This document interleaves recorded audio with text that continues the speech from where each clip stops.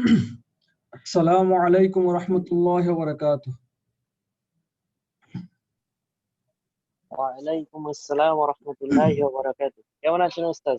জি আছি আলহামদুলিল্লাহ ভালো। আপনারা কেমন আছেন? আলহামদুলিল্লাহ।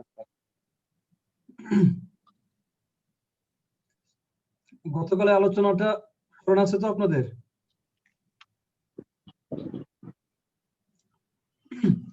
গতকাল কোন বিষয়ে আলোচনা হয়েছিল? জি ওস্তাদ, মাহরম প্রসঙ্গ। আজকে আমাদের আলোচ্য বিষয় হচ্ছে মোহর এবং কুফু প্রসঙ্গে।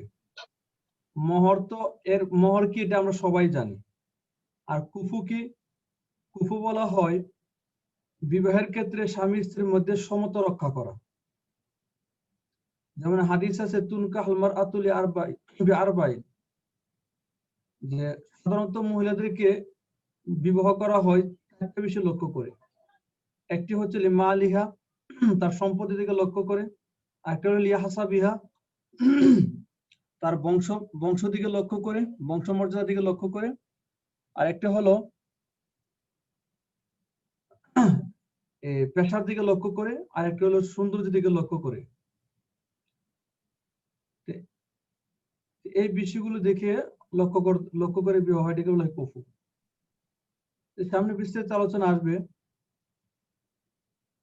আমরা আজকে যে মোহরের যে বিষয়টা, এই বিষয়টা অনেক গুরুত্বপূর্ণ একটা বিষয়। এই বিষয়ে আমাদের মধ্যে অনেক অবহেলা দেখা যায়। এটা আমরা ওই শীতটা পড়ার পরে মৌলিকভাবে কিছু কথা বলবো ইনশাআল্লাহ।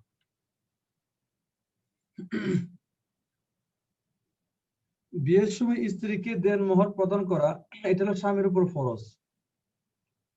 এ প্রসঙ্গে আল্লাহ তাআলা বলেন যে তোমরা খুশি মনে স্ত্রীকে মোহর পরিশোধ করো। মোহর পরিশোধ করার নির্দেশটা আল্লাহর পক্ষ থেকে। এজন্য প্রত্যেক স্বামী তার স্ত্রীকে মোহর প্রদান করতে হবে। যদি প্রদান না করে তাহলে গুনাহ হবে। সামনে আলোচনা আরো আছে। তো মোহর পাওয়া হলো স্ত্রীর অধিকার। নারীকে অধিকার দিয়েছেন স্বয়ং আল্লাহ। তাই অন্য সব অধিকারের মতো স্বামীর কাছে দেনমোহর দাবি করা স্ত্রীর জন্য কোনো দূষণীয় নয়। আমাদের সমাজের মধ্যে স্ত্রী মোহর দাবি করাটা কোনো সময় দূষণ মনে করে। না, এটা দূষণ কোনো কিছু না, বরং মোহরটা যে স্ত্রীর অধিকার। আর স্ত্রী যে কোনো মানুষ তার অধিকার দাবি করতে পারে, এটা তার দোষ নয়, এটা তার মানবিক অধিকার। আর ওই অধিকার প্রদান না করাটা হচ্ছে অন্যায়। সুতরাং কেউ স্বামী যদি স্ত্রীকে দেনমোহর না দেয়, মোহর পরিশোধ না করে, এটা স্বামীর জন্য অপরাধ। অনেকে মনে করেন দেনমোহরটাকে স্ত্রীকে দিতে হয় শুধুমাত্র বিয়ের বিচ্ছেদ ঘটলে। যখন বিবাহ বিচ্ছেদ ঘটে তখন দেনমোহর দিতে হয়। আমাদের সমাজে এমন একটা প্রথা। এটা অজ্ঞতা চরম ভুল ধারণা। বিয়ে বিচ্ছেদ না হলেও দেনমোহর টাকা পরিশোধ করা ফরজ। স্ত্রীকে মোহর সম্পূর্ণ বা আংশিক পরিশোধ না করলে তার স্বামীর উপর ঋণ হয়ে থাকবে। স্বামী যদি কোনো কারণে স্ত্রীকে মোহর পরিশোধ করতে বিলম্ব করে, এটা স্বামীর উপর এটা ঋণ হিসেবে থেকে যাবে। এমনকি যদি স্বামী যদি মারাও যায়, এটাও এই স্বামীর উপরে ঋণ হিসেবে থেকে যাবে। তাই স্বামীর সম্পত্তি বন্টন করার আগে স্ত্রীর মোহরটা পরিশোধ করে তারপরে স্বামীর সম্পদ বন্টন হবে। কত বড় গুরুত্বপূর্ণ একটা বিষয়। পক্ষান্তরে আমাদের সমাজের মধ্যে মোহরের পরিবর্তনে উল্টা একটা প্রথা চালু হয়েছে, এটা যৌতুক প্রথা। কোথায় স্বামী স্ত্রীকে প্রদান করবে তা না করে বরং স্ত্রী স্বামীকে প্রদান করতে হয় যৌতুক, বা শ্বশুরবাড়ির পক্ষ থেকে যৌতুক নিয়ে তারপরে বিবাহ করা হয়। যে যৌতুক সম্পর্কে আমরা জানি সবাই মোটামুটি, যে যৌতুকটা হচ্ছে সুস্পষ্ট হারাম। এই যৌতুক থেকে আমাদের বেঁচে থাকতে হবে এবং মোহরের পথ আমাদেরকে চালু করতে হবে। এটা পরিশোধের পূর্ব পর্যন্ত স্বামী ঋণগ্রস্ত আর স্ত্রী পাওনাদার। এই অবস্থায় স্বামী মারা গেলে তার সম্পদ ওয়ারিসদের মাঝে ভাগ করার পূর্বে স্ত্রীর মোহর পরিশোধ করতে হবে। আর স্ত্রী মারা গেলে স্ত্রীর ওয়ারিসদের মাঝে তার মোহর ভাগ করে দিতে হবে। তাই অন্যান্য ঋণের মতোই গুরুত্ব দিয়ে তা যত সম্ভব দেনমোহর পরিশোধ করতে হবে।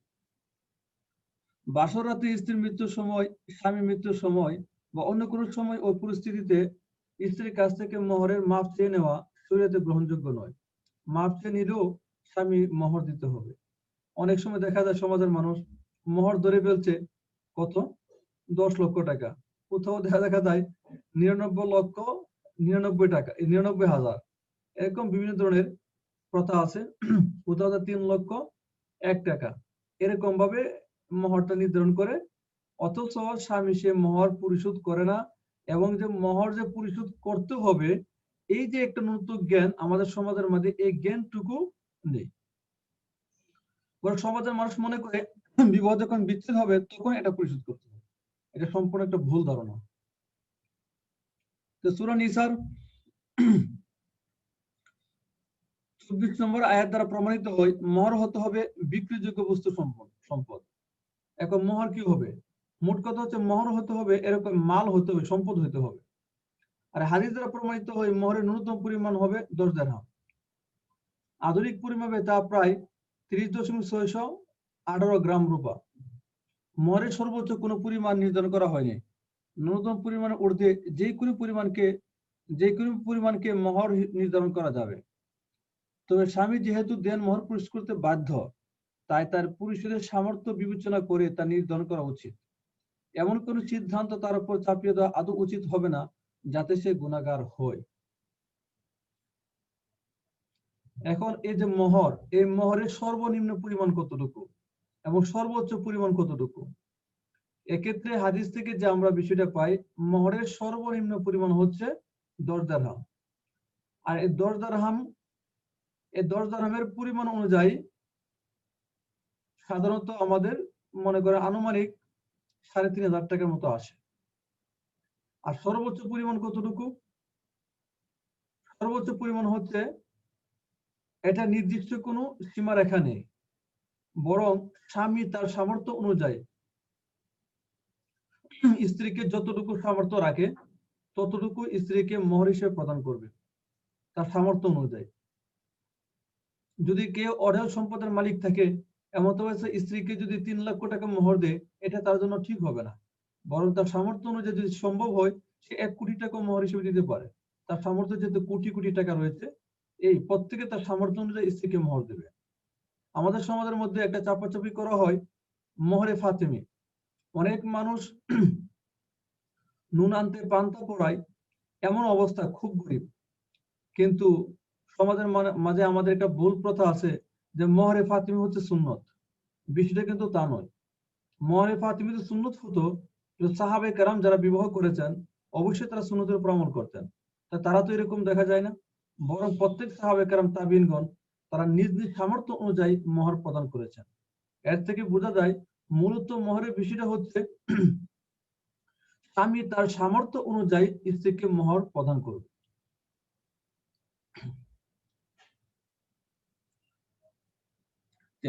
নবী কোন হযরত ফাতেমা হযরত আলী রাদিয়াল্লাহু বিয়ের সময় ধার্যকৃত মোহর মুসলিম সমাজে মোহরে ফাতেমি পরিচিত। বর্তমানে অনেক ধার্মিক পরিবার বিষয়ে বিয়ের সময় মোহরে ফাতেমি পরিমাণ দেন মোহর নির্ধারণ করে থাকেন।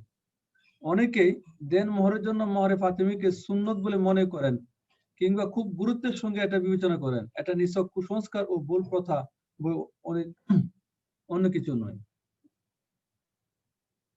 কেননা মোহরে ফাতেমি যদি সুন্নতি হতো, তবে সাহাবে কেরাম মোহরে ফাতেমির চেয়ে কম বেশি মোহর ধার্য করে বিয়ে করতেন না। যেহেতু সাহাবে কেরাম মোহরে ফাতেমিকে অনুসরণ করেননি, বরং সামর্থ্য বিবেচনায় বিভিন্ন ভাবে তারা মোহর নির্ধারণ করেছেন, তাই মোহরে ফাতেমি সুন্নত নয়। বরং দেন মোহর নির্ধারণের জন্য সুন্নত হলো এমন সর্বোচ্চ পরিমাণ যা পরিশোধ করার সামর্থ্য স্বামীর আছে। স্বামী যেই পরিমাণ মোহর পরিশোধ করতে পারবে সেই পরিমাণ, এটাই নিয়ম। হযরত উমর রাদিয়াল্লাহু খেলাফতকালে যখন মুসলমানদের অর্থনৈতিক সমৃদ্ধি আসে, মুসলমানরা যখন হযরত উমরের খেলাফতকালে মুসলমানদের যখন অনেক স্বাবলম্বী হলো, আর্থিকভাবে তারা অনেক অর্থ সম্পদের মালিক হলো, তখন সাহাবায়ে কেরাম তাদের সন্তানদের বিয়েতে মোহরে ফাতেমির চেয়ে অনেক বেশি মোহর নির্ধারণ করতে শুরু করেন। তো হযরত উমর রাদিয়াল্লাহু আনহু মোহর বৃদ্ধির গতিকে নিয়ন্ত্রণ করতে চেয়েছিলেন। কিন্তু সূরা নিসার 20 নম্বর আয়াতের কারণে তা তিনি করেননি। কেন? ওই আয়াত দ্বারা প্রমাণিত হয় মহর অনেক অনেক বেশিও হতে পারে। তাই সর্বোচ্চ মহর কতটুকু এটা হযরত ওমর নির্ধারণ করে দেন নাই। তাই কোনো প্রকার বিচার বিবেচনা ছাড়া ঢালাওভাবে সবার জন্য মহরে ফাতিমি নির্ধারণ করলে জটিলতর এমন দুটি সমস্যার সৃষ্টি হয় যা ইসলাম আদৌ পছন্দ করে না। স্বামী যদি মহরে ফাতিমি পরিশোধের সামর্থ্য না থাকে, তবে সেক্ষেত্রে স্বামী হয় নির্যাতিত, মহর পরিশোধ করতে না পারলে সে হয় গুনাহগার। এখন মনে করেন কাউ মহরে ফাতিমিকে জরুরি মনে করে, সুন্নত মনে করে মহরে ফাতিমি নির্ধারণ করে দেওয়া হলো। মহরে ফাতিমি নির্ধারিত হওয়ার পর এখন স্বামী সে মহর পরিশোধ করতে পারলো না। এখন স্বামী যদি সে মহর পরিশোধ করতে না পারে, এমত সে দুনিয়া থেকে বিদায় হয়ে যায়, তো স্বামী তো গুনাহগার হবে। কারণ মহর তো স্ত্রীর মহর পরিশোধ করা স্বামীর জন্য ফরজ। স্বামী যে এই মহর পরিশোধ করলো না, এজন্য এই স্বামীকে এই মহর বা এই পরিমাণ মহর তো সে পরিশোধ করতে পারবে না, জানা আছে। তারপরে এরকম নির্ধারণ করবে কেন? আমাদের সমাজের মধ্যে এটা খুব মারাত্মক একটা কুপ্রথা হিসেবে আছে যে মহর স্বামীর সামর্থ্যের বাইরে নির্ধারণ করা।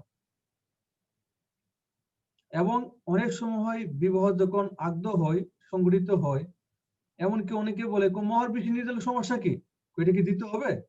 এটা হলো যদি কোনো কারণে বিবাহ বিচ্ছেদ হয়ে যায়, তালাক হয়ে যায়, তখন এটার প্রশ্ন। এমনও সমাজের অনেক মানুষ এই কথাটা বলে থাকে। না, বিষয়টা কিন্তু তা নয়। মহর স্বামীর উপর ফরজ, পরিশোধ করতে হবে। মহর স্ত্রীর অধিকার, সে ইচ্ছা করলে জোর করেও স্বামীর কাছ থেকে আদায় করে নিতে পারবে, এটা তার অধিকার, প্রাপ্য হক। আচ্ছা, তাই কোন প্রকার বিচার বিবেচনা ছাড়া ঢালাওভাবে সবার জন্য মহরে পাত্র নির্ধারণ করলে মহরে আবার মহরে ফাতিমিকে অনেক বেশি পরিমাণ মহর পরিশোধের সামর্থ্য যদি স্বামীর থাকে, তবে সেই ক্ষেত্রে মহরে ফাতিমিকে দিন মহর নির্ধারণ করার দ্বারা স্ত্রীকে ঠকানো হয় ও নারীত্বের চরম অবমাননা করা হয়। তাই মহরে ফাতিমি নয়, বরং স্বামীর সামর্থ্যের সর্বোচ্চ পরিমাণ দেন মহর করা উচিত। লক্ষ্য করতে হবে স্বামী যেন গুনাহগার না হয়, আবার স্ত্রী যেন না ঠকে। স্ত্রী যেন মহর ক্ষেত্রে না ঠকে, এটাও খেয়াল রাখতে হবে। আর স্বামী যদি পরিশোধ না করতে পারে, তাহলে স্বামী গুনাহগার হবে। এটা স্বামী যেন গুনাহগার না হয়, এজন্য এরকম বেশি পরিমাণ নির্ধারণ না করা হয়। এখন এই মহরের পরিমাণ কতটুকু? বিবাহের সর্বনিম্ন মহর 10 দিরহাম, অর্থাৎ 2 তোলা 7.5 মাসা, অর্থাৎ 30.618 গ্রাম রূপা। আর মহরে ফাতিমি হলো 500 দিরহাম, অর্থাৎ 131.25 তোলা বা 1.5309 কিলোগ্রাম রূপা। তো 1 দিরহামের ওজন হলো 3.0618 গ্রাম। বর্তমানে প্রতি তোলা রূপার মূল্য যদি 1200 টাকা হয়, তাহলে 10 দিরহামের মূল্য দাঁড়ায় 3150 টাকা। আর মহরে ফাতিমির মূল্য হলো 1,57,500 টাকা। আমরা বুঝতে পারলাম যে মহরে ফাতিমির সর্বনিম্ন পরিমাণ হচ্ছে 10 দিরহাম। আর 10 দিরহামের মূল্য কত? এটা তখন রূপার মূল্য যত, ওই রূপার মূল্যের সাথে হিসাব করে এবং বর্তমান এই অনুযায়ী গ্রামারের হিসাব অনুযায়ী কতটুকু আসে? গ্রামারের হিসাব অনুযায়ী 2 তোলা 7.5 মাসা। এখন মনে করেন যদি 2 তোলা যদি 1200 টাকা হয়, তো 1200 কত? 2400। আর 7 মাসের দাম কত আসে? এই হিসাবে বলা হয়েছে যে 3150 টাকা আসে। আর যদি রূপার দাম কম বেশি হয়, তাহলে এটা ওই মহরের সর্বনিম্ন পরিমাণের ক্ষেত্রে কম বেশি হবে।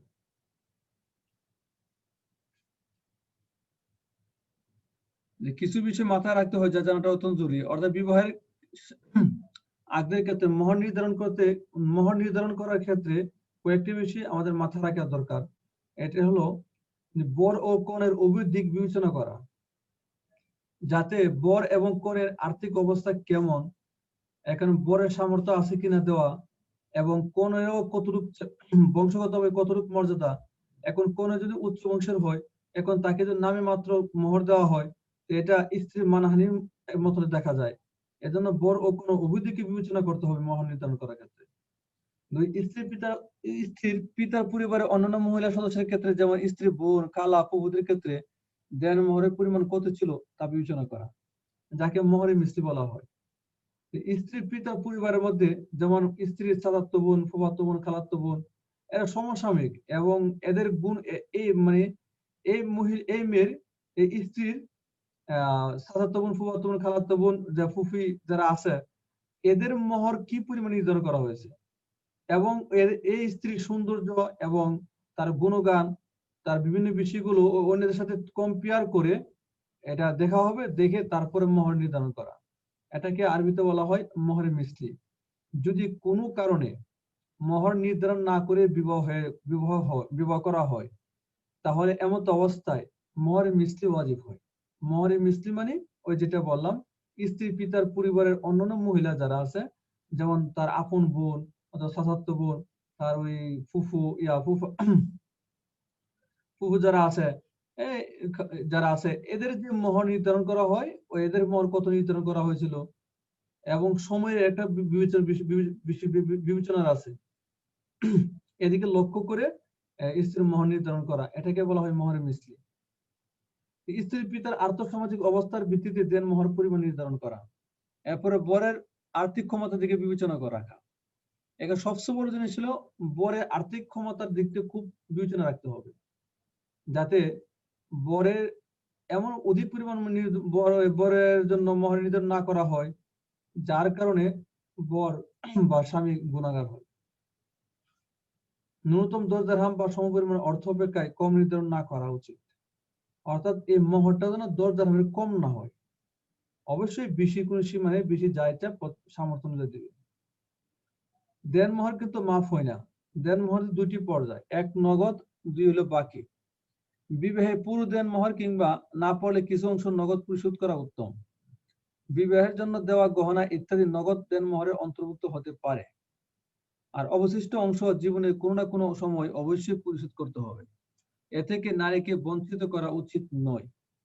তবে যদি নারীকে তালাক দেওয়া হয় বা তার মৃত্যু হয়ে যায়, তাহলে তাৎক্ষণিক তা পরিশোধ করে দিতে হবে।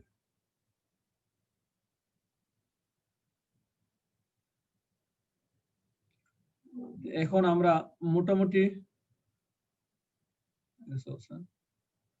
দেনমোহর নির্ধারণের সময় সংগতিপূর্ণ দেনমোহর নির্ধারণ করা উচিত। শুধু লুক দেখানোর জন্য কোটি টাকা দেনমোহর নির্ধারণ করা, এরপর প্রথম রাতে 99,99,000 টাকা মাফ করে নেওয়া, এগুলো মানবতা বিবর্জিত ঘৃণিত কাজ। অতএব শুধু অঙ্কের দিকে না তাকিয়ে সামর্থ্যের দিকেও তাকানো উচিত।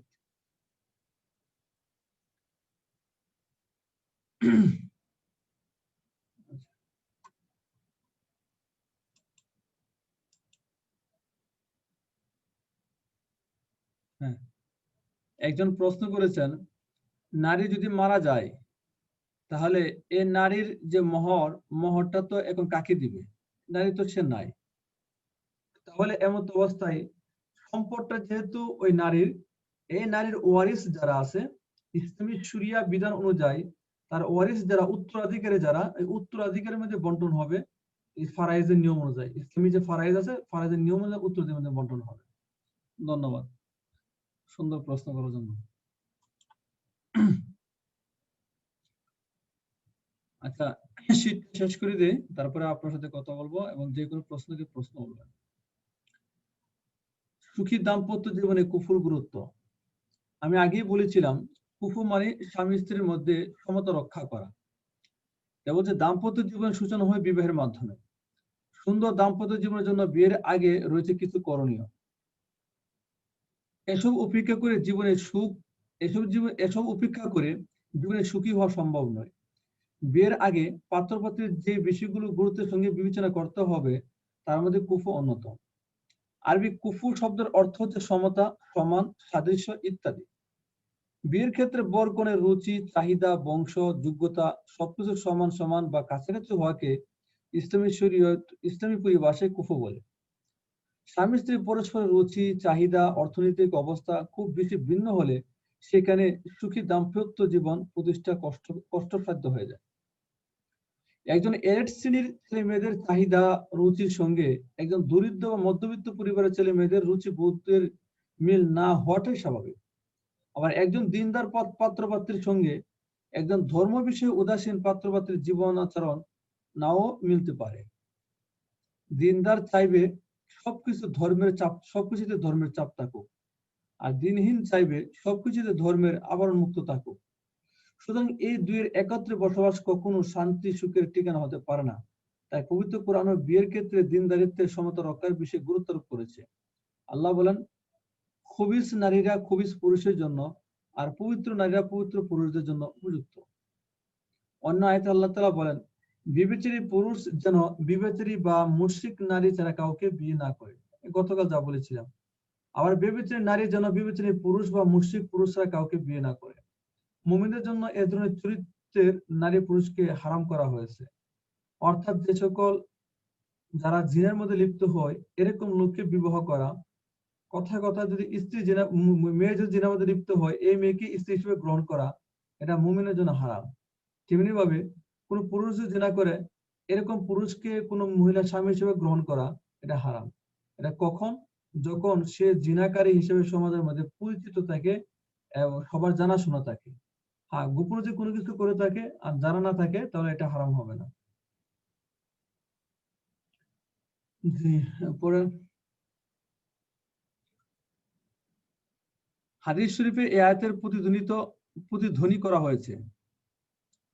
হযরত আবু হুরায়রা থেকে বর্ণিত, রাসূল সাল্লাল্লাহু আলাইহি ওয়াসাল্লাম বলেছেন, দণ্ডপ্রাপ্ত ব্যভিচারী তারই মতো দণ্ডপ্রাপ্ত ব্যভিচারী ছাড়া অন্য কাউকে বিয়ে করা উচিত নয়। আবু দাউদ। এসব আয়াত ও হাদিসে সুখী দাম্পত্যের একটি অমোঘ সূত্র বলে দেওয়া হয়েছে।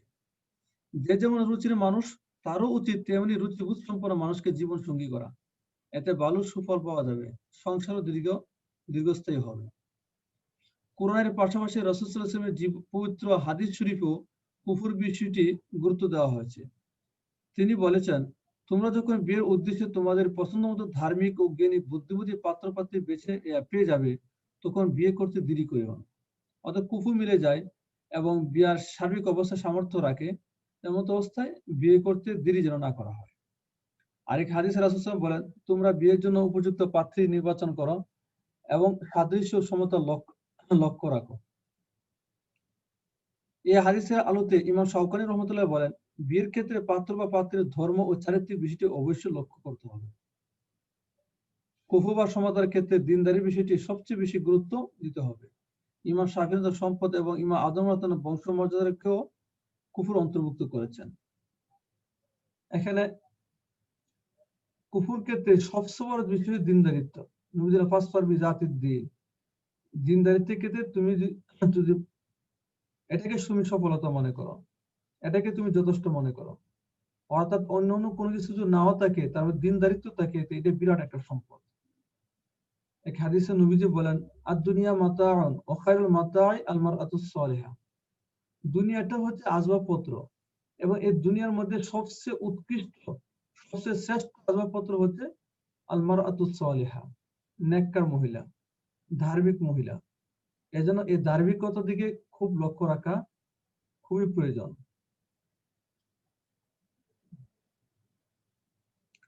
জি, তাহলে আমরা আজকে আলোচনা করলাম মোহর এবং কুফর সম্পর্কে। মোহরের বিষয়ে যদি আপনাদের কোনো প্রশ্ন থাকে এবং কুফর বিষয়ে প্রশ্ন থাকে প্রশ্ন করেন, আর বাকিটা যেগুলো আমার ব্রেনে আসে মাথায় আসে এইগুলো আমি কিছু বলতে থাকবো, আর আপনাদের প্রশ্ন থাকলে এগুলো প্রশ্নগুলো করেন। এরপরে আমরা ওই নাহু সরফের বিষয়টা আমরা আলোচনা করবো ইনশাআল্লাহ।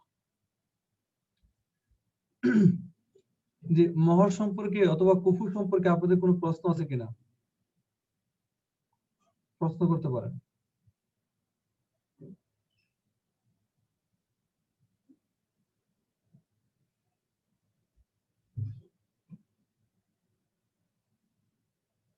জি।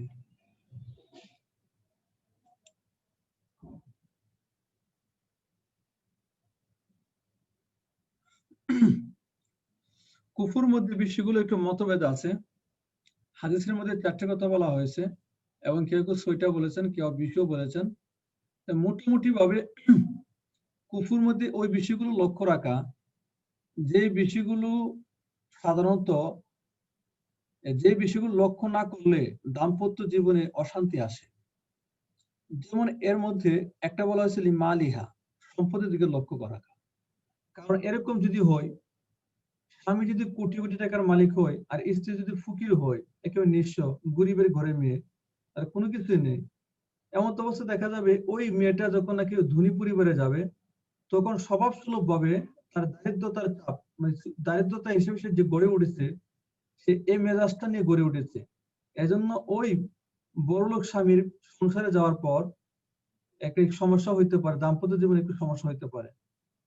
এমনি ভাবে যদি মেয়ে যদি অনেক বড় লোক হয়, ধনী পরিবারের হয়, তার বাবা অনেক অঢেল সম্পদের মালিক, কিন্তু স্বামী একেবারে নিঃস্ব, এক্ষেত্রে দাম্পত্য জীবনে সমস্যার সৃষ্টি হইতে পারে। এজন্য এই কুফুরা লক্ষ্য রাখা। তবে এখানে একটা বিষয় সম্পদের ক্ষেত্রে মনে রাখবেন, একজন পুরুষ কতটুকু সম্পদ হলে ধনী মেয়েকে বিবাহ করতে পারবে। এক্ষেত্রে ফুকাহে কেরাম বলেন, উলামায়ে কেরাম বলেন, একজন পুরুষ যদি তার স্ত্রীর মহর এবং তার ভরণ পোষণ সম্পূর্ণ বহন করতে পারে, তাহলে এই স্বামী, অর্থাৎ যে স্বামী গরিব স্বামী কিন্তু স্ত্রী হচ্ছে কি ধনী পরিবারের মেয়ে, এখন এর স্বামী যদি এই পরিমাণ সম্পদ থাকে, যে সম্পদ দ্বারা সে স্ত্রীর মোহর দিতে পারে এবং স্ত্রীর ভরণ পোষণ সে সবাইকে ভরণ পোষণ সে দিতে পারে, তাহলে এর স্বামীও ধনী হিসেবে গণ্য হবে। অর্থাৎ এর স্বামী বড় লোক মেয়েকে, বড় পরিবার মেয়েকে বিবাহ করতে পারবে। এটা কুফুর খেলাফ হবে না, কুফুর বিপরীত হবে না। হ্যাঁ, একটা হলো কি ধনাঢ্যতা, আরেকটা হলো বংশগত বিষয়। কেউ কেউ আছে অভিজাত সম্ভ্রান্ত বংশের লোক, আর কেউ আছে নিম্ন বংশের মানুষ। নিম্ন বংশগত কারণে এদের মেজাজগত কিছু সমস্যা থাকে, পার্থক্য থাকে। এই পার্থক্যের কারণেও দাম্পত্য জীবনের মধ্যে অশান্তি আসতে পারে। এই জন্য এই বংশগত বিষয়টা কি লক্ষ্য রাখা। এরপর হচ্ছে সৌন্দর্যের বিষয়টা, যে সৌন্দর্যের বিষয়টা এজন্য যে কোন মেয়েকে বিবাহ করতে গেলে সৌন্দর্যের বিষয়টা লক্ষ্য রাখা। অনেক সময় যদি একেবারে কুৎসিত মেয়েকে বিবাহ করা হয়, তাহলে স্বামী দেখা যাচ্ছে বিয়ে করার পরও সে অন্যদিকে নজর চলে যায়। অর্থাৎ বিভিন্ন দিক দিয়ে অনেক সময় সমস্যা সৃষ্টি হয়। এই জন্য বলা হয়েছে প্রত্যেকে তার সামর্থ্য অনুযায়ী যদি সম্ভব হয় সুন্দর মেয়েকে, সুন্দরী মহিলাদেরকে বিবাহ করা, এবং স্ত্রীও প্রত্যেকে তার সামর্থ্য চেষ্টা করবে। কিন্তু এখানে একটা বিষয় লক্ষণীয়, এটা হচ্ছে সুন্দরী হতে হবে নতুবা বিবাহ হবে না বা গুনাহ হবে, এরকম কোনো বিষয় নেই।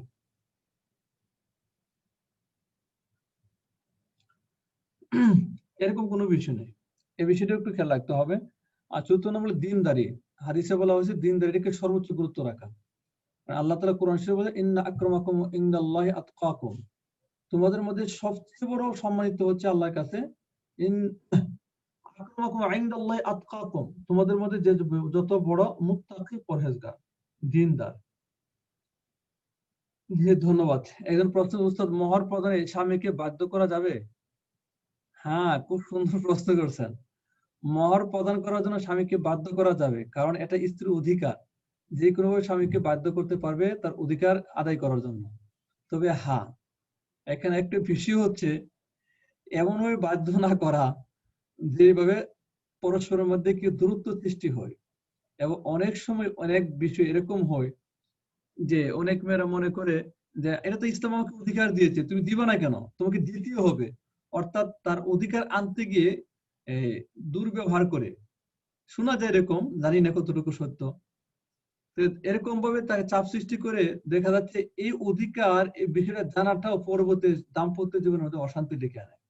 না, বিষয়টা হচ্ছে একটু সৌন্দর্যের সাথে বলা, ভালোভাবে বলা যে এটা তো আপনি তো জানেন মোহরটা হচ্ছে আমাদের অধিকার, এই অধিকার আপনি দিবেন না কেন, এটা না দিলে তো আপনার গুনাহ হবে, এটা তো আপনাকে দিতে হবে। আমি চাই না আপনি গুনাহগার হন, আমি চাই না আপনি গুনাহগার হন, এজন্য আপনি আমাকে মোহরটা দিয়ে দেন।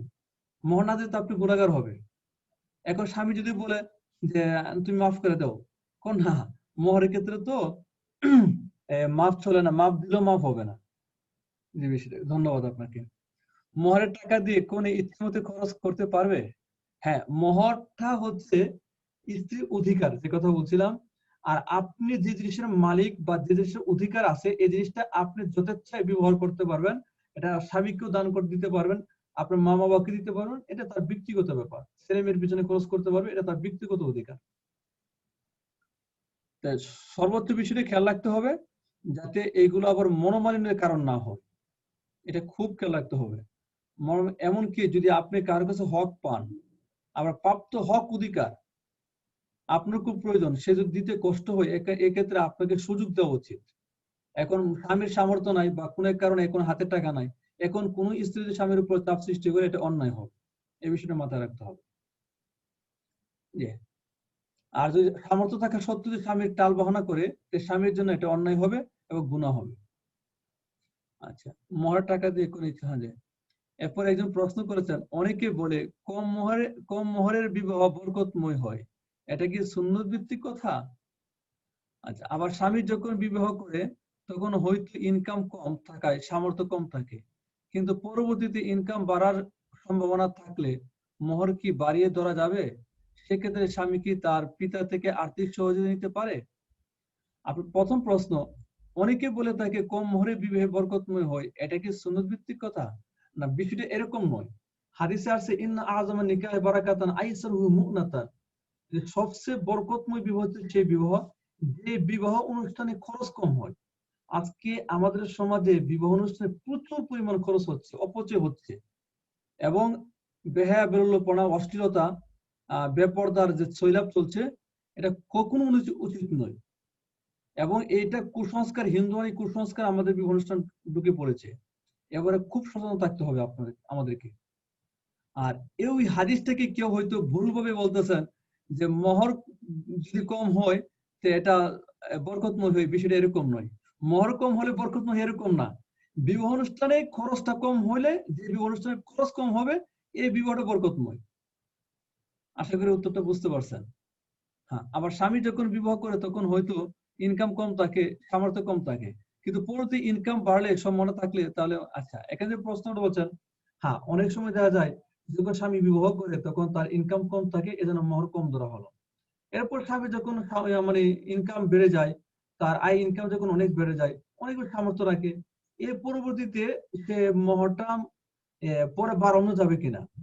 এখানে বিষয়টা হচ্ছে মোহর তো একবার নির্ধারণ করা হয়েছে। একটা জিনিস কেনা বেচা হয়ে গেছে, এখন কেনা বেচা যেহেতু হয়ে গেছে, এটা যা হয়ে গেছে তাই, এটাকে কমানো বাড়ানোর কোনো সিস্টেম নেই, যা নির্ধারণ হয়েছে তাই। তবে হ্যাঁ, স্বামী ইনকাম যখন বাড়বে তখন স্বামী তার সামর্থ্য যেহেতু বেড়ে গেছে, এজন্য স্ত্রীকে সেইভাবে মানে সেইভাবে যাতে খাওয়া দাওয়া থেকে নিয়ে, পরন থেকে নিয়ে সেভাবে ব্যবস্থা করা, এটা এটা স্বামীর কর্তব্য। এটা মোহরের পরিমাণ বাড়াতে এমন কোনো বিষয় নয়। ধন্যবাদ আপনাকে। যে আর কারো কোনো প্রশ্ন আছে?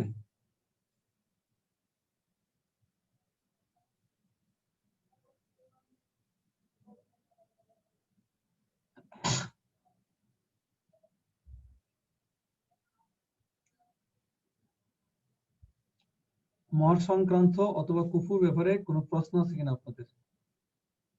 তাহলে আমি জিজ্ঞেস করি আপনাদেরকে, আপনারা প্রশ্ন উত্তর দেন।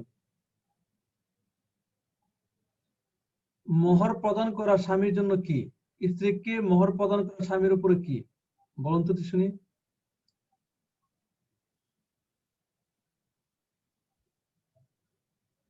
কি আপনাদের কি কথা বলছেন না? ফরজ, হ্যাঁ মাশাআল্লাহ। মোহরটা কি স্ত্রীর অধিকার কিনা? মোহরটা কি স্ত্রীর অধিকার, প্রাপ্য অধিকার? অধিকার। জি মাশাআল্লাহ। আচ্ছা, এরপরে কথা হলো, যদি মোহর নির্ধারণ হবে কি স্ত্রীর সামর্থ্য অনুযায়ী, নাকি মোহর নির্ধারণ করতে হবে স্বামীর সামর্থ্য অনুযায়ী? স্বামীর সামর্থ্যের উপরে। স্বামীর সামর্থ্য অনুযায়ী। আমাদের সমাজের মধ্যে যে আছে মোহরে ফাতিমি নির্ধারণ করতে হয়, এটাকে সুন্নত মনে করা হয় অনেকে, এটা কি আসলে ঠিক? এটা কুসংস্কার। এভাবে আমরা ডাইরেক্ট কুসংস্কার বলবো না, কথাটা হচ্ছে কি মোহরে ফাতিমি যদি নির্ধারণ করা এরকম আছে, এজন্য আমরা সম্ভব যদি হয় এটাকে গুরুত্ব দেওয়া, সেই পরিমাণ সামর্থ্য থাকলে একটু গুরুত্ব দেওয়া, এটাকে আমরা ঘৃণার চোখে দেখবো না। আবার আমরা অনেক সময় উত্তেজনা হয়ে যায়, অনেক কিছু উত্তেজনিত না হয়। জি, এখানে মূল বিষয়টা প্রাধান্যভাবে হচ্ছে কি স্বামীর সামর্থ্য, যেমন এই সামর্থ্য অনুযায়ী মহরটা নির্ধারণ হবে, এটা হলো মূল প্রতিবদ্ধ বিষয়। আচ্ছা, এরপর কথা হলো যে স্বামী যদি স্ত্রী মহর পরিশোধ না করে তাহলে স্বামীর জন্য গুনাহ হবে কিনা? গুনাহ হবে। গুনাহ হবে। এমনকি উলামায়ে কেরাম বলেন, কেউ যদি মহর পরিশোধ করতে হবে না এরকম মনে করে, মহর পরিশোধ করতে হবে না মানে মহর আমি দিবই না, বিবাহ করছে আর নিয়ত করছে আমি মহর এটা দিবই না, এমত অবস্থায় এরকম যে নিয়ত থাকে, কেউ কেউ বলেছেন এরকম জঘন্য কথা বলছেন, তাহলে তারা যেন জিনার মধ্যে লিপ্ত থাকলো, নাউজুবিল্লাহ।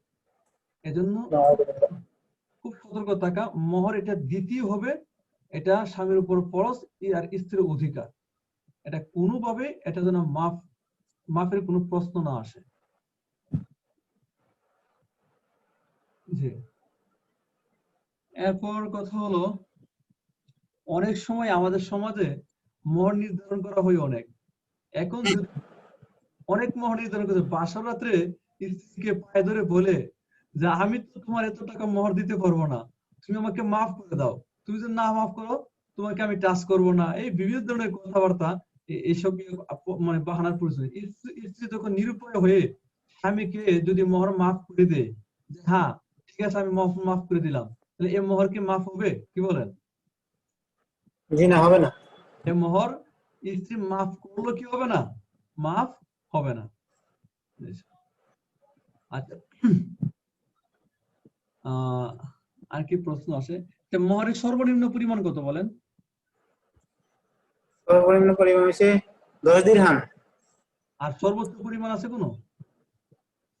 সর্বোচ্চ পরিমাণ যত সামর্থ্য অনুযায়ী উনি যত দিতে পারেন, আচ্ছা, মহরে মানে ফাতিমি, সর্বোচ্চ কোনো সীমা নেই। মহরে ফাতিমি কত দিরহাম ছিল? স্যার হুজুর, মহরে ফাতিমি কত দিরহাম ছিল? মহরে ফাতিমি কত দিরহাম ছিল? জি 500 দিরহাম। 500 দিরহাম। উস্তাদ, যদি এমন হয় যে পাত্র পাত্রীর উভয়ই দিনদারিত্ব, শিক্ষাগত যোগ্যতা মোটামুটি কাছাকাছি, কিন্তু যে কোনো একজনের বংশ কম ভালো হয়, কি উভয় উচিত হবে বিয়েতে পিছিয়ে আসা? এখানে একটা সুন্দর একটা প্রশ্ন করেছেন। এই যে কুফর যে বিষয়গুলো বলা হয়েছে এগুলো তো কিন্তু লক্ষ্য করতে হবে এরকম না, এই কুফর বিষয়গুলোর মধ্যে দিনদারিত্বকে প্রাধান্য দেওয়াটা উচিত, এমন না ফরজ না করলে গুনাহ হবে এরকম কোনো বিষয় নয়।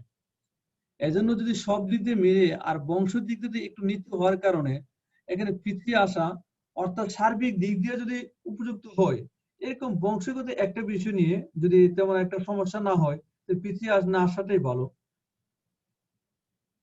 আর যদি এরকম হয় বংশগত কারণে স্বামী স্ত্রীকে লজ্জা দিবে বা বিভিন্ন কারণে তুচ্ছতাচ্ছিল্য করবে বা সমাজের মধ্যে হেয় প্রতিপন্নত হয়, তাহলে এমন অবস্থায় পিছিয়ে আসা উচিত।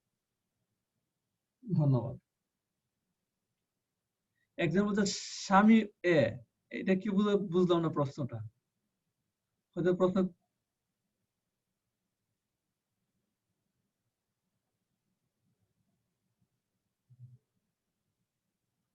কি কেউ বলতে পারবেন? আহ,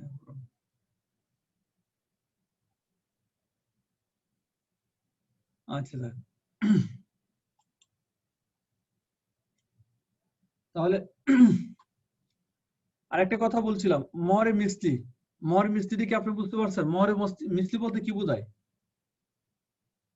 আমি আবার প্রশ্ন করছি, যদি কোনো কারণে মহর নির্ধারণ না করা হয়, মহর নির্ধারণ না করে স্বামী স্ত্রী পরস্পর বিবন্ধনে আবদ্ধ হয়ে যায়, এমন অবস্থায় কোন মহর দিতে হবে? কি পরিমাণ নতুন করে ধার্য করবে? ওস্তাদ, এটা হচ্ছে স্ত্রীর পিতার পরিবারের যারা মহিলা আছেন ওনাদের মোহর কত ছিল সেই অনুযায়ী ধার্য হবে। জি মাশাআল্লাহ, ধন্যবাদ আপনাকে। তবে তারা স্বামী স্ত্রী যদি মিলে যদি নতুন করে মোহর নির্ধারণ করতে চায়, তারা পরস্পর নির্ধারণ করতে পারে। আর নির্ধারণ না করা হয় এমন তো অবস্থায় মোহরের মিছিলটাই নির্ধারণ হবে। আর যদি পরস্পর মিলেমিশে একটা অঙ্ক নির্ধারণ করে ফেলে তাহলে কোনো সমস্যা নেই, মোহরের মিছিল তো এমন কোনো বিষয় নয়। তবে যদি নির্ধারণ না হয়, একতার মধ্যে না আসে, তখন মোহরের মিস্ত্রিরা ওয়াজিব হবে, এটা দিতেই হবে, এটাই মূল কথা। আচ্ছা, তারপর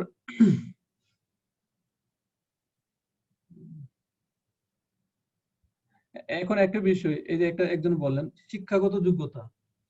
শিক্ষাগত যোগ্যতা এরকম যদি হয়, স্বামী হয় শিক্ষিত, স্ত্রী হলে মূর্খ, কোনো লেখাপড়া জানে না। শব্দটা বুঝেন না, মোহরে মিসলি, মিম সা লাম ইয়া, মিসলি, এটা হলো মোহরে মিসলি বলা হয়। জি, কি বলছিলাম?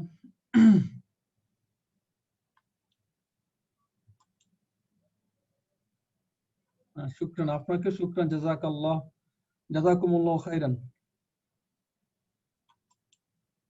আচ্ছা,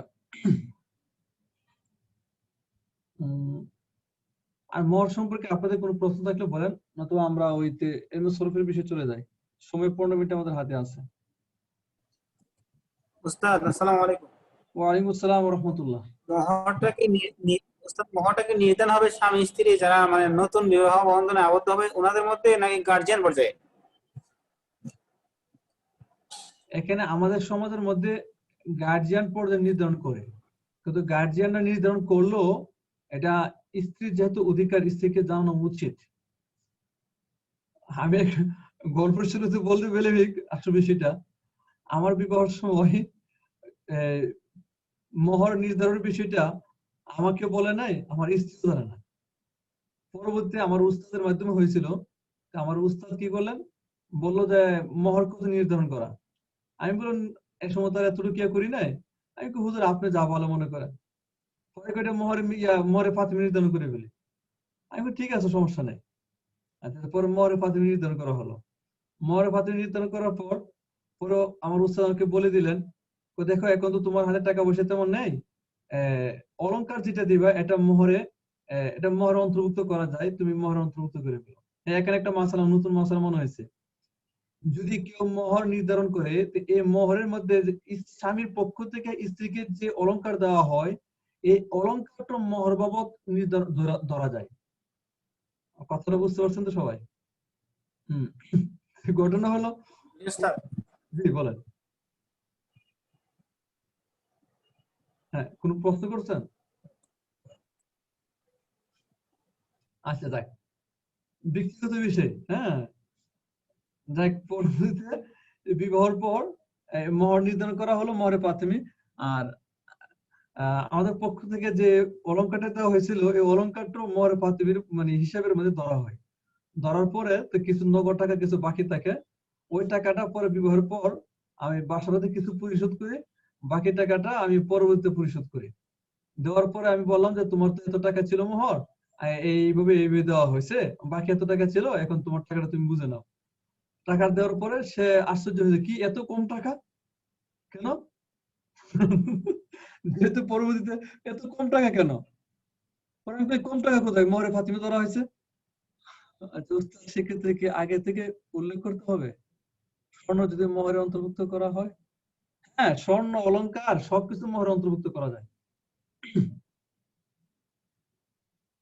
হ্যাঁ, তো যাই হোক, পরবর্তীতে সে দাবি করলো কোন এটা হলো না, আমি এত কম টাকা মানি না। যাই হোক, তুমি কিভাবে মানো বলো? পরে আমাকে জানানো হয়েছে, আমি কই, তুমি জানো না কেন?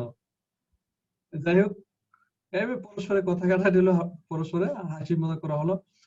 পরবর্তীতে ও বউ বাইনা ধরলো, না আমি এত মানি না, আমাকে মোহর দিতেই হবে। কি হইবে? পরে দাবি করলো আমাকে 2টা অতিরিক্ত সিন দিতে হবে কিনা। যাই হোক, পরবর্তীতে তার দাবি অনুযায়ী এটা পরিশোধ করতে সক্ষম হয়েছে, আলহামদুলিল্লাহ। যাই হোক, এখন আর কোনো দিতেও পারে, এখন আর কোনো দাবি চাবি নাই তার। আচ্ছা উস্তাদ, সেক্ষেত্রে কি আগে থেকে উল্লেখ করতে হবে?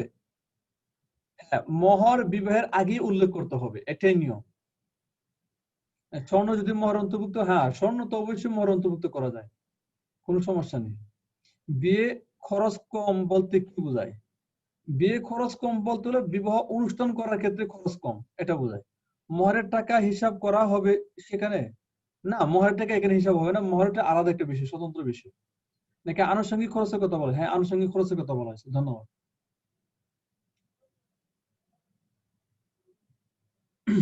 উস্তাদ, মোহর নিয়ে দর কষাকষি করে কি বিয়ে ভাঙ্গা জায়েজ হয়?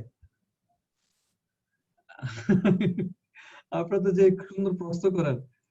হ্যাঁ, বহর বিষয়টা হচ্ছে কি, কোন পণ্য ক্রয় করতে গেলে আপনি যদি ইচ্ছা করেন পণ্যটা কিনতেও পারেন, আর ইচ্ছে যদি করেন পণ্যটা নাও কিনতে পারেন, এটা ব্যক্তিগত ব্যাপার। আর মোহরটা প্রায় সে পর্যায়ে পৌঁছে, তাই এটার জন্য দর কষাকষি করতে গিয়ে যদি বিবাহ না হয়, এটা না হওয়ার বিষয়টা হতে পারে, এটা এমন কিছু নাই যে বিবাহ হতে হবে এরকম কোনো বিষয় নেই। তবে সাধারণত এইসব বিষয় নিয়ে বিবাহ ভাঙ্গাটা এটা তো যুক্তিযুক্ত হয় না। আর সাধারণত এরকম হবে কেন? প্রত্যেকে আল্লাহ বিবেক দিচ্ছেন, বিবেকের মাধ্যমে যে জি, হ্যাঁ, কি প্রশ্ন করতে চাচ্ছিলেন বলেন।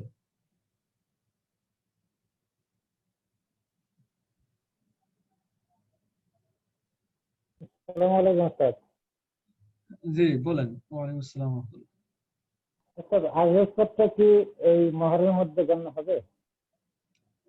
স্বামীর পক্ষ থেকে যদি কোনো আসবাবপত্র দেয়, জি জি, এবং সেটা যদি ফ্যামিলিতে ইউজ করা হয়, স্বামী স্ত্রী উভয় ইউজ করে। না, এখানে বিষয়টা হচ্ছে কি, আপনি আসবাবপত্র স্ত্রীকে দিলেন আর স্ত্রী আপনি ব্যবহার করলেন, এটা না। মূল বিষয়টা হচ্ছে যে এমন জিনিস দিবেন অথবা এমন ভাবে দিবেন যাতে স্ত্রী সে বুঝে যে সম্পদটা আমার। হ্যাঁ, যদি আপনি খাট পলং দিয়ে এরকম ভাবে দেন যে এটা মালিক তুমি, তুমি ইচ্ছে করে তোমার তুমি যেখানে ইচ্ছা সেখানে নিয়ে যেতে পারো, কোনো সমস্যা নেই, এরকম অধিকার যদি দেন, আর সে যদি আপনার ঘরে সে রাখে, আপনার বাসায় রাখে, তাহলে কোনো সমস্যা নেই। এই আসবাবপত্র হইতে মহর অন্তর্ভুক্ত হতে পারে। বলতে আসলে প্রশ্নটা ছিল, অনেকে বিয়েতে অনেকে শাড়ি চুড়ি সহ যত রকম সাজগোজের জিনিসপত্র দেয়, এগুলো মহরে অন্তর্ভুক্ত করে। তো এক্ষেত্রে পাত্রে কি আগ থেকে এটা জানিয়ে দিতে হবে যে এইসব জিনিসগুলো উসুলের অন্তর্ভুক্ত, অর্থাৎ এসব বাদ দিয়ে পরবর্তীতে মহরটা আদায় করবে। প্রশ্নটা বুঝতে পেরেছি কিনা জানি না। হ্যাঁ, এখানে বিষয়টা আমি ক্লিয়ার করে বলছি আরেকটু, যে যদি অনেক সময় স্বামীর পক্ষ থেকে স্ত্রীকে যে সাজগোজের যে কাপড় দেওয়া হয়, হ্যাঁ, অলংকার জিনিসপত্র, এগুলো তো এটা বলা হাওয়া যে আসতে, অর্থাৎ এগুলো তো বিবাহের ক্ষেত্রে দেয়, এগুলো মহর অন্তর্ভুক্ত ধরা যাবে না, হবে না। বরং মহর অন্তর্ভুক্ত অলংকারটা, হুম, বরং এই অতিরিক্ত, এমনকি যে এই যে কি বলো না, বিবাহের ক্ষেত্রে যে প্রথম শাড়িটা, এটাকে 10,000 টাকার মূল্যের শাড়ি দিতে হয়, 20,000 টাকা, 50,000 টাকার শাড়ি, এটাও এই মহরে অন্তর্ভুক্ত করা যায়। তো সাধারণ টুকিটাকি যে জিনিসগুলো, এটা মহরে অন্তর্ভুক্ত না করা। আর এই কথাটা অবশ্যই স্ত্রীর অভিভাবক যে ওনাকে, অথবা ওনাদের মাধ্যমে স্ত্রীর কাছে পৌঁছাতে, অথবা ওনাদেরকে কথা স্পষ্ট বলে দিতে হবে যে মহর এত টাকা, এর মধ্যে থেকে আমরা ওই অলংকার বাবদ এত টাকা পরিশোধ করলাম, বাকি এত টাকা আছে, বাকি এত টাকা এখন নগদ দিয়ে দিলাম, অথবা বাকি এত টাকা কিছুদিন পরে দেব, এরকম বলে নেবে। ধন্যবাদ। জি, আর কোনো প্রশ্ন নাই তো?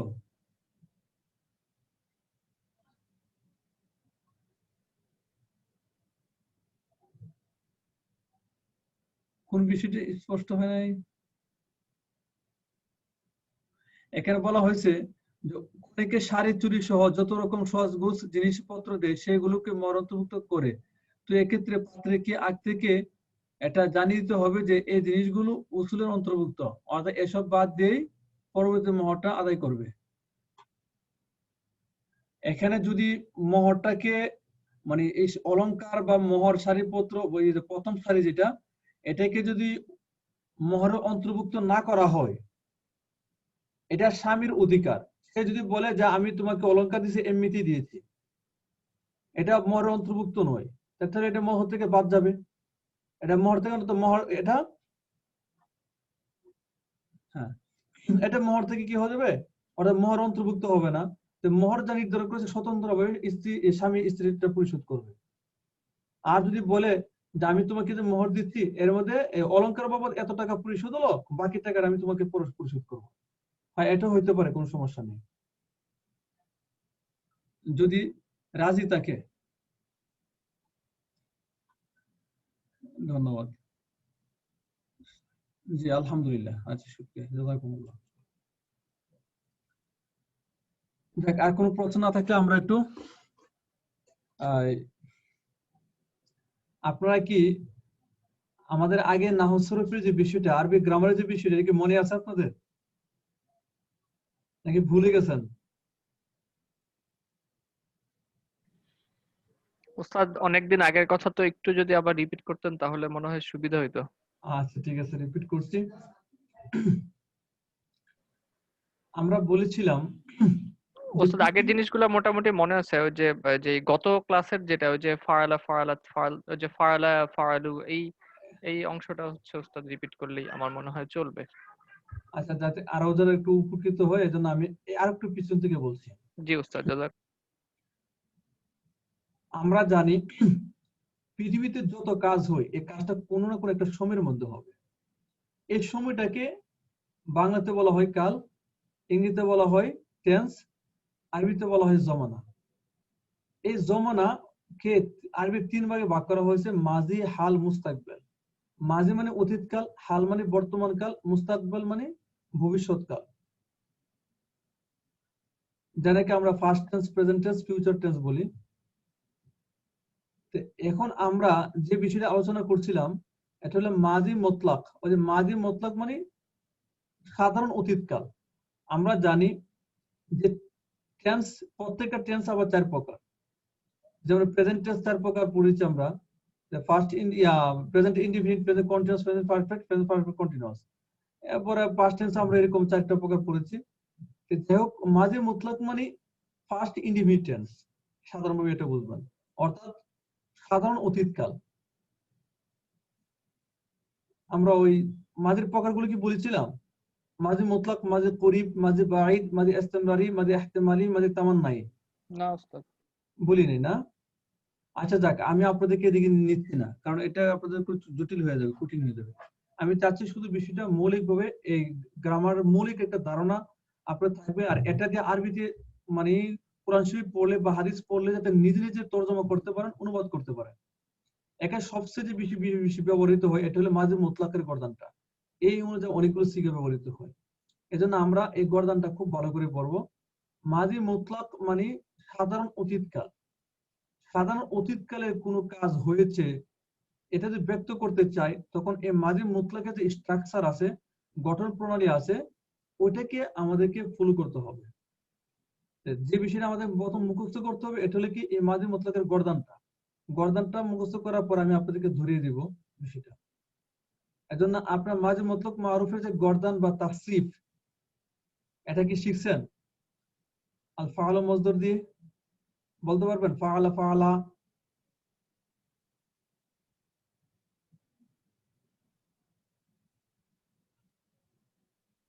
কি ওস্তাদ কেউ চেষ্টা করে দেখি। হ্যাঁ বলেন। ফারালা ফারালা ফারালু,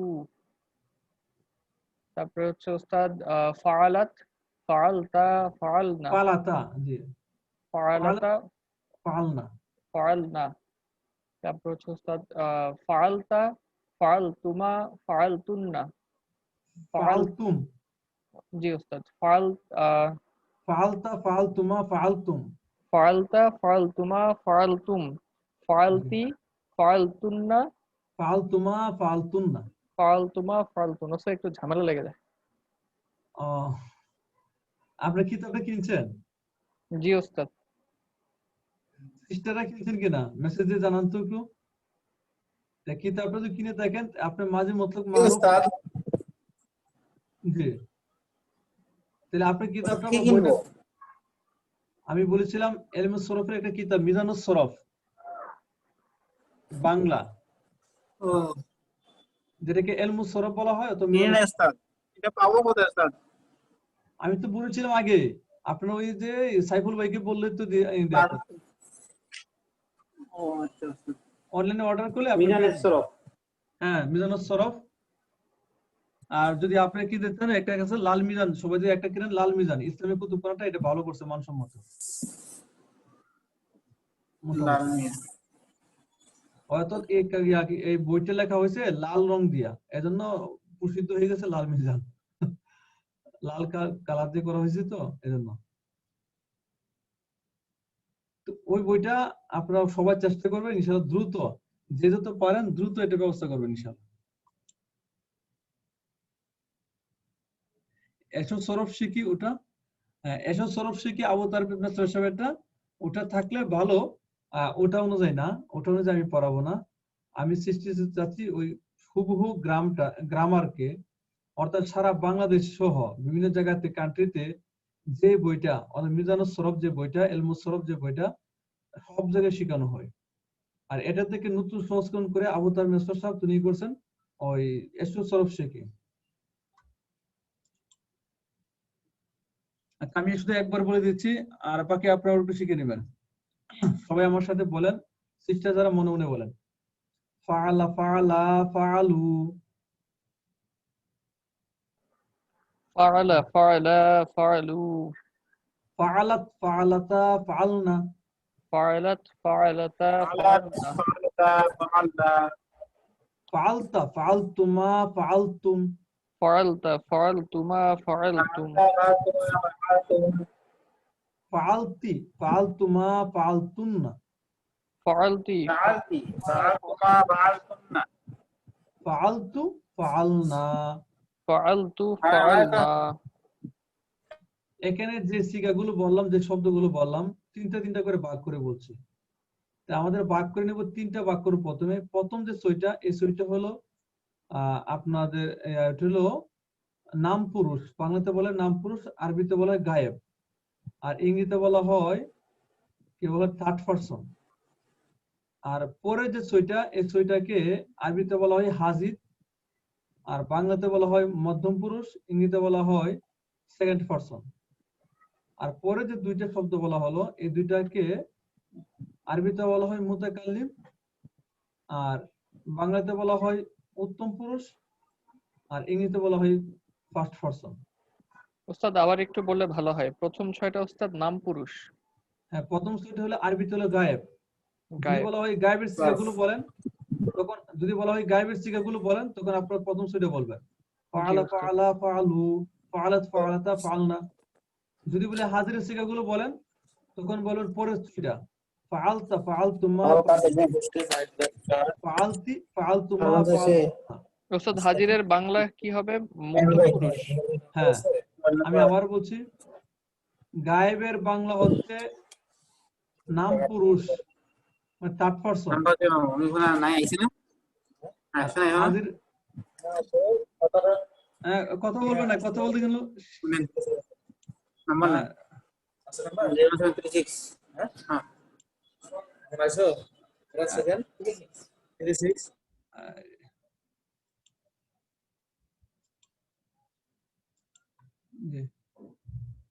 সময় শেষ হয়ে গেছে, আমি শুধু শেষ করে দিয়েছি সংক্ষেপে।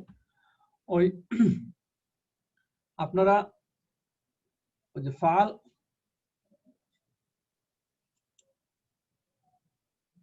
যে মিজানুস সরফ, অথবা এতে ইসলামিয়াতে বলবেন যে লাল মিজানটা নিয়ে দিতে, ইসলামিয়া কুতুবখানা,